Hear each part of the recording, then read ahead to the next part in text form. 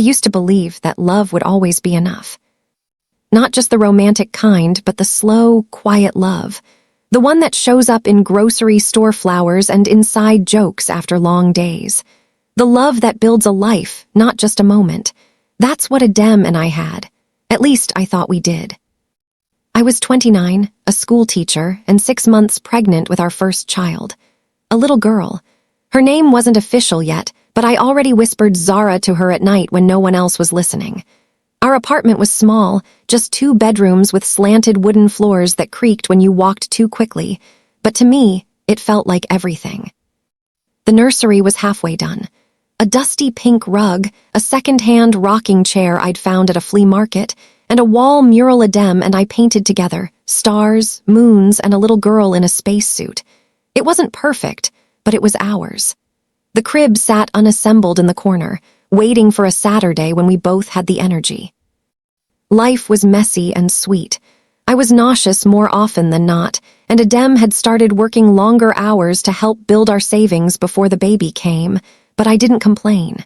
We had something real, a quiet joy, and I had convinced myself that joy would protect us. And then his mother moved in. Eileen was the kind of woman who turned heads, not because she was loud, but because she had a presence, graceful, composed, with expensive scarves and perfume that clung to everything she touched. She arrived one Sunday with a casserole in one hand and a baby blanket in the other, kissed my cheek like we'd been best friends forever, and said, "You need real rest. Let me take care of you both." At first, I was relieved. I missed having a maternal figure. My own mom passed away 2 years before, and though the grief had softened, the hole still lived in me. Eileen filled it fast. She rubbed my swollen feet, made chamomile tea, and insisted on taking me baby shopping. She was full of advice. Don't use scented detergent, it's bad for the baby's skin. No baby monitors, you'll learn her cries like I learned Adem's. Breastfeeding is sacred, don't give up.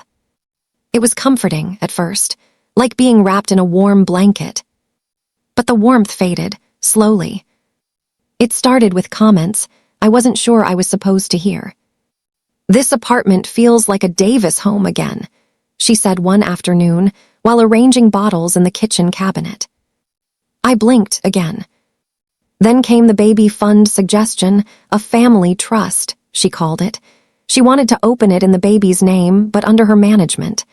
"Just until she's older," she added with a soft smile, "to make sure her legacy is protected." Adem barely looked up from his laptop when I brought it up. "Let her feel included," he said. "It's harmless." Harmless. I wanted to believe that. But something inside me was shifting. Like I was watching my life through a pane of glass. I could see it, reach for it, but not quite touch it anymore. Then came the night I heard her. I couldn't sleep. The baby had been kicking hard for hours, and Adem was snoring softly beside me. I padded barefoot into the kitchen, craving almond butter and crackers, when I heard Eileen's voice in the living room. Low, steady, controlled. "Once it's born," she said into the phone, "she'll understand whose blood runs stronger. She won't interfere." My breath caught. I didn't move.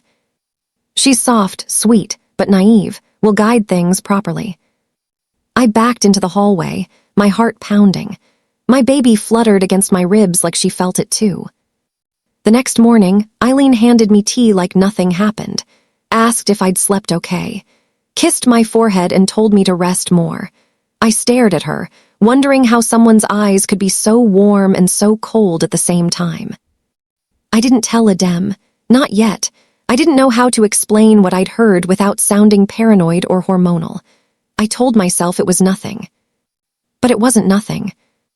It was the first crack. After that, things moved fast. Eileen began making decisions without asking. She canceled my registry and replaced it with her own list. She redecorated the nursery while I was at a doctor's appointment. Our mural, was painted over with something more neutral. I cried when I saw it. Adem said it was just paint. And maybe it was. Maybe it was just paint and just tea and just trust funds and just opinions. But all those justs added up. They added up to me feeling smaller, quieter, like I was being gently erased. I tried to confront her once, gently, because I still wanted peace. "I'd like to make some of these choices myself," I said, sitting across from her at the kitchen table. "I'm her mother." Eileen smiled. "Of course you are, sweetheart, but being a mother doesn't mean doing everything alone."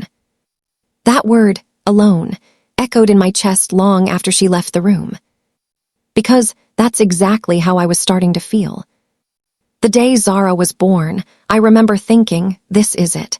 This is the moment that changes everything. And it did, just not in the way I expected.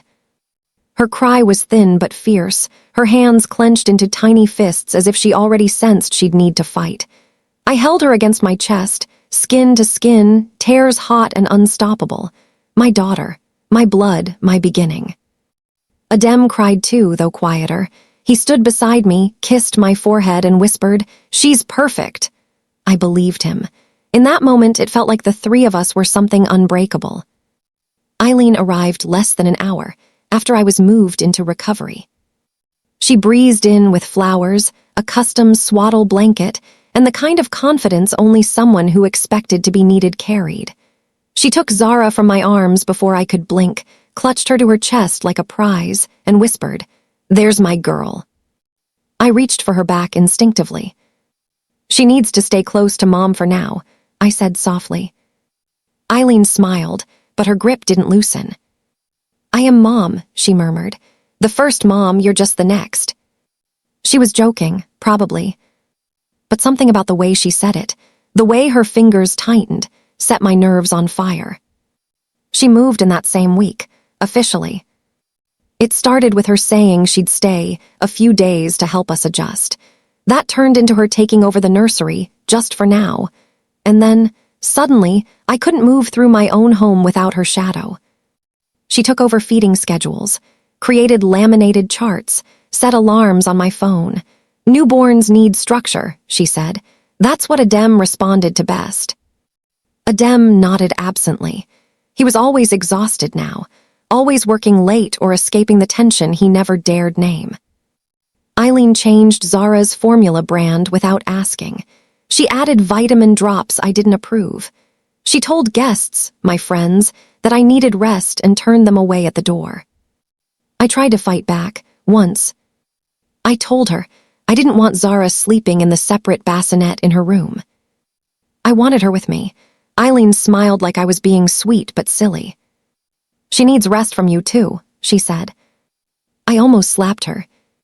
I stopped feeling like a mother. I felt like a guest in my own motherhood. Zara cried when I held her sometimes. Eileen said it was because she didn't like my anxious energy.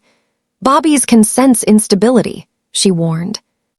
And the worst part, I started to believe her. I was exhausted, postpartum bleeding, leaking milk, barely showering, hormones like tidal waves. I couldn't tell if my mind was fogged by lack of sleep or grief over a home I no longer recognized. But one night, I found the truth, and it cut through everything like lightning. I was looking for my heating pad. My lower back had been killing me.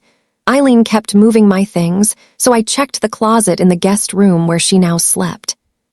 That's when I saw it, her open laptop, glowing on the bed. I shouldn't have looked, but I did. There was an email thread with a lawyer. The subject line was, "Custody preparedness." In the event that Nia's mental state remains questionable post-birth, I would like to move forward with temporary guardianship proceedings. The Davis family intends to ensure the child's legacy is preserved. I am the stabilizing figure in this situation. She is emotional, unwell, and lacking maternal instincts. As discussed, inheritance and major life decisions should remain in Davis' control. I couldn't breathe. I dropped the heating pad. I scrolled. Attached was a draft of a guardianship agreement with my name on it. My name listed as dependent on Eileen's oversight. I confronted Adem. I still remember his face, not surprised, not outraged, just tired. "She's trying to help," he said. "She's trying to steal my baby," I whispered. "She's protecting the family," he said. "She said you're not well, Nia." My hands were shaking. "And what do you think?" He looked away. I think you've been different lately. Tired, distant, you haven't been yourself. You signed off on this. I thought it was temporary. You signed off on this. He didn't answer. That night, I held Zara close to my chest and cried until I was empty. The next morning, Eileen came into my room with a cup of tea. Chamomile, always chamomile. I know this is hard, she said, sitting on the edge of the bed. But sometimes the best thing a mother can do is admit when she's not ready. I'm not giving you my daughter. Eileen sighed, not cruelly, worse, sympathetically. Like I was a broken vase she'd tried to glue back together. She'll be safe with me, she said. That's all that matters. She left the tea on the nightstand. I didn't drink it. The eviction came quietly, not with a police notice, with paperwork, signed by a dem, pressured by Eileen. Just a break, they said.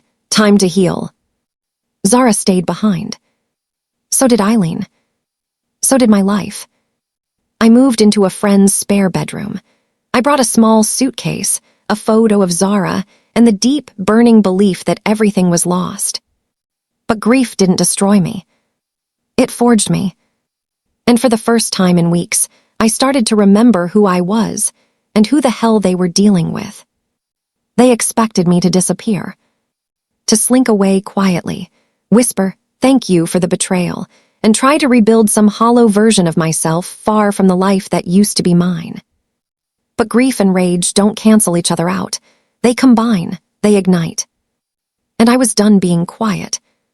It started with a phone call to a woman I hadn't spoken to in over a year. Leigh.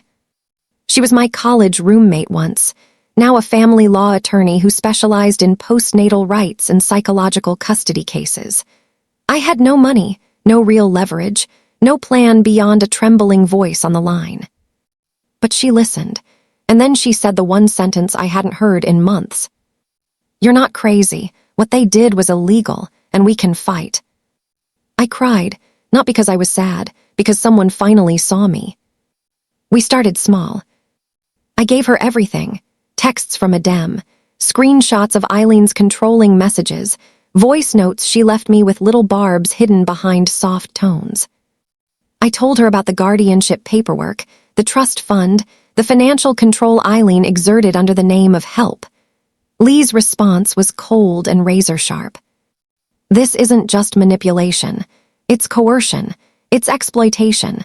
And it's theft if we can prove the trust fund's been used for anything other than what it was meant for." She handed me a small recorder. "Start tapping everything." I nodded. And then I began pretending. I called Eileen and told her I wanted to visit to see Zara, even if just for an hour. She agreed, too eagerly. "Of course," she cooed, "now that you're calm again." That sentence stuck in my teeth like glass. I wore a smile like armor, hugged Zara gently, let Eileen talk. And I recorded it all.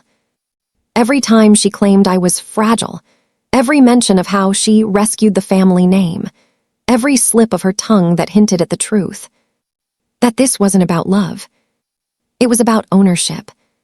Meanwhile, I took small tutoring gigs online, grammar lessons for teenagers, SAT prep for bored high schoolers. A few hours turned into a few dollars, enough for Leigh's filing fees, and more importantly, enough to feel like I had control again.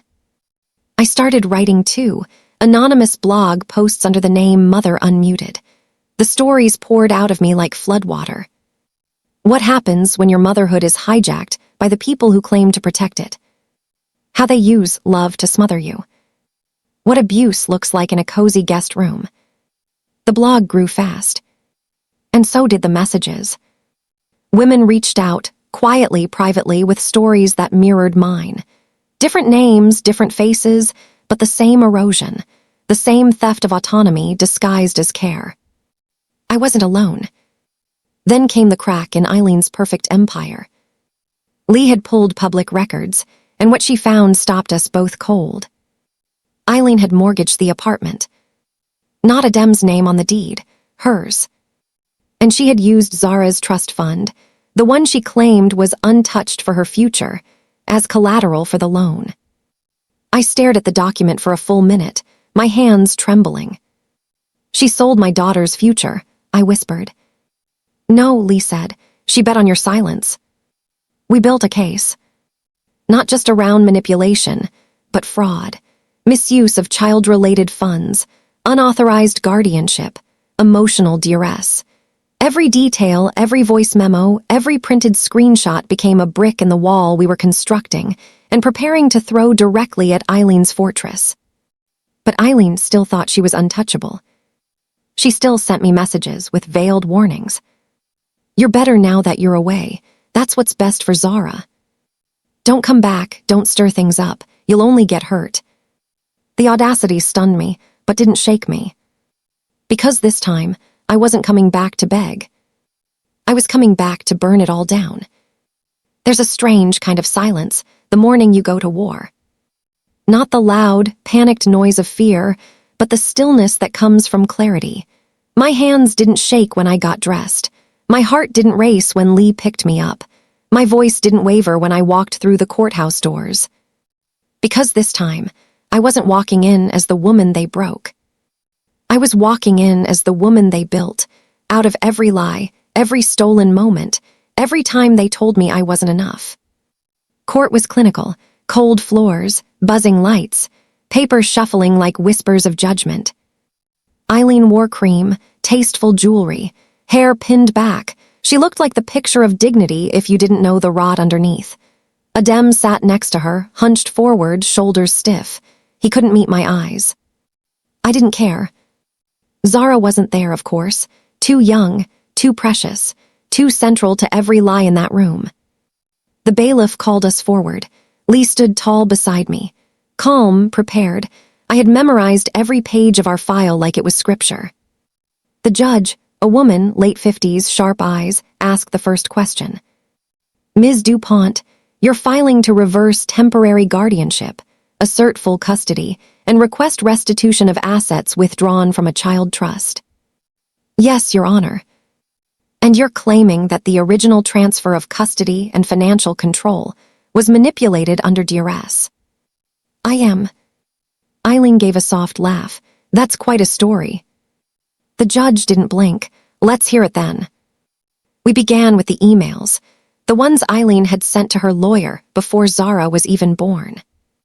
We'd like to establish preemptive guardianship based on mental wellness concerns.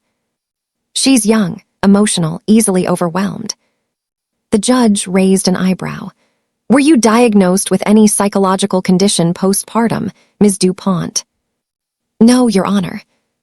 And was there a doctor's statement supporting Eileen Davis's claims? Lee answered before I could. None. In fact, Nia was never given a formal wellness evaluation. She was simply labeled unstable by the defendant. Eileen's smile tightened. Next came the recordings. We played Eileen's voice aloud in that courtroom, her cold reassurances. She'll understand whose blood runs stronger. She's soft, she won't fight us. She needs to step aside before she ruins the family. Adem shifted in his seat. The judge turned to him. Mr. Davis, did you sign the guardianship papers willingly? He nodded. Did you read them in full? Silence. I trusted my mother. And now? Adem's voice cracked. I made a mistake. I didn't look at him. Because mistake was too soft a word for what he let happen. Then came the financials. Lee placed the mortgage document on the judge's desk. Highlighted lines, Eileen's signature. The trust fund Zara never got to benefit from. She used a child's future, Lee said, to finance a home she never owned and claimed was her legacy. She used guardianship as leverage to withdraw funds and lied on multiple applications to appear as the legal custodian. And she did it under the assumption that Nia would never have the strength or resources to fight back. Eileen finally broke. That home has been in our family for generations. You mortgaged it, Mrs. Davis, the judge snapped, and the deed is not in your name. She would have wasted the money. She's the child's mother. She's weak. I stood up. I was weakened by your gaslighting, your interference, your theft, but I was never weak. Silence. Every eye in the room was on me, my hands clenched, not in fear. In power. The judge's ruling was swift. Temporary guardianship is revoked immediately. Full legal and physical custody of Zara Davis is restored to Nia DuPont. Eileen Davis is hereby ordered to repay the misused funds and is prohibited from acting on behalf of the child in any legal or financial capacity. The apartment, as mortgaged under false pretense, will be transferred to Ms. DuPont. Eileen opened her mouth. Further argument, the judge said sharply, will result in contempt. And just like that, it was done. Outside the courthouse, the air hit different. Cool, clean, final. Adem approached me, hands in his pockets like a boy who broke a toy he didn't know how to fix. I didn't know it would go that far, he said. You knew, I replied. She manipulated both of us. No, I said. She used your silence, she used my love. He looked down. I never wanted to lose Zara. You already did. Later that night, Zara curled against my chest, asleep. Her breath was soft, steady. My heart finally matched her rhythm. The apartment was mine now, in name, in spirit, in every fresh coat of paint I rolled onto its walls. I turned her old nursery into a light-filled sanctuary, a space not just for me and Zara, but for women like me, ones who lost control and clawed their way back. I called it Mother's Haven. I opened the doors. Some days, I still wake up expecting to find her standing in my kitchen. Eileen.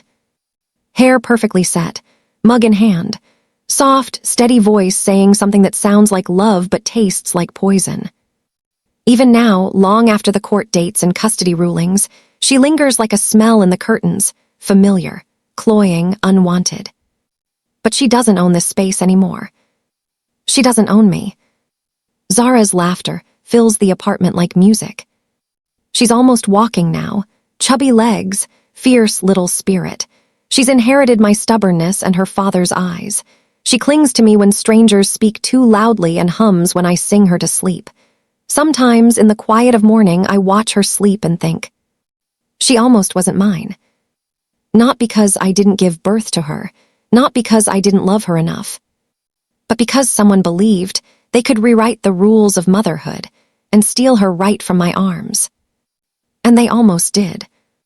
Almost. I thought revenge would feel louder. Like a triumph, like fire. But the truth is, real justice is quiet. It's waking up in your own bed, in your own name, with your child safe beside you, and no one hovering at the edge of your choices. It's peace, and it's powerful. The blog took off after the court case. I wrote one post, raw, unedited, a pouring out of everything. They told me I was unstable. They said I was paranoid. They smiled as they stripped my title of mother, one paper at a time. But I got it back. And I got stronger. And now I speak not just for me, but for every woman who's ever been gaslit out of her own child's life. That post reached over 10,000 women in a week. Hundreds wrote to me, quietly, tearfully, with stories they'd never spoken aloud. Some were still in the thick of it. Some were years out but still couldn't say the names of their abusers without shaking. Some had lost everything and still blamed themselves. But all of them had this in common. They'd been silenced. And now, they wanted to scream. I started a weekly circle in the apartment, Mother's Haven, we called it. Just 6 of us at first, sitting cross-legged on mismatched pillows, bobbies crawling underfoot while we passed tissues and tea. But week by week it grew. Women came with bruises you couldn't see, with trauma wrapped in polite language, with court papers, custody scars, empty arms, broken trust. They came for safety, for truth, for the right to call themselves mother without permission. Sometimes, people ask if I've forgiven Adem. I think about that a lot. I don't hate him anymore, but I no longer need his understanding or his regret. He sees Zara sometimes in supervised visits. He brings new toys, tries too hard, sometimes stares at me like he wants to say something. But there's nothing left to say. You don't get a second chance at silence. He made his choice the moment he let her sign my child away. Eileen hasn't contacted me since the ruling. The last I heard, she tried to open another trust in a distant cousin's name. It failed. Her influence faded fast when her power crumbled in court. She still sends cards for Zara's birthday, unsigned, always written in perfect cursive, with generic messages like, "May your path be strong." I don't respond. I don't need to. Because silence, on my terms, is no longer weakness. It's sovereignty. My apartment, is brighter now. The nursery is exactly how I dreamed it. Stars on the ceiling, Zara's name in gold on the wall, and the original mural Adem and I painted restored brushstroke by brushstroke. I kept the little girl in the spacesuit. Because even if she came from a past I no longer share, she represents the truth. A little girl can dream anything, even when the world tries to cage her. Zara points at it every night and says, "Mama Star." And I smile, knowing she'll never remember what we survived. But she'll live in what we rebuilt. Sometimes I sit on the balcony at sunrise, wrapped in a blanket, sipping bitter coffee and watching the sky turn gold.